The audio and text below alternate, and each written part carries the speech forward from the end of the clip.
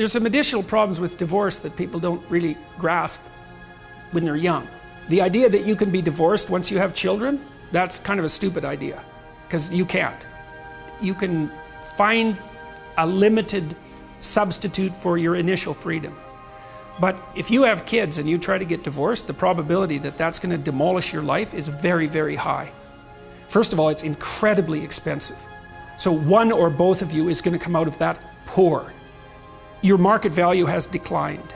Let's say you're the woman who takes the kids.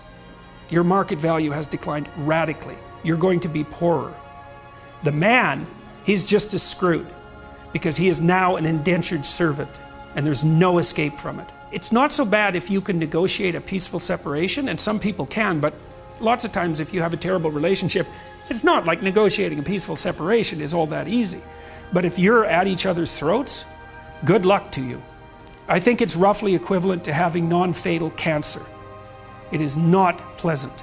It's a 10-year process, 15-year process. It'll cost you $250,000 and it'll tear a big chunk out of your life. And also it will really disrupt your relationship with your kids. And you bring kids into a step-parent family, they do not do as well. Step-parents are not as good parents as biological parents, and the data on that is clear. Now, obviously there are exceptions, because there are terrible biological parents and there are wonderful step-parents. But if you look in aggregate, it's not that easy to care for children. You need everything you can binding you to them. And if they're someone else's children, mostly they get in the way of the person that you love. Let's say you have a child and I want to go out with you. Every second you spend with that child is the second you don't spend with me.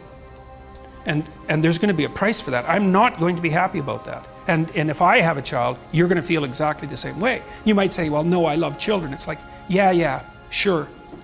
Sure you do. I doubt it. You might love your child. And it's pretty specific the way that people love children. So, and the rate of abuse for kids in step-parent families is way higher than it is in biological families. There's not even any comparison.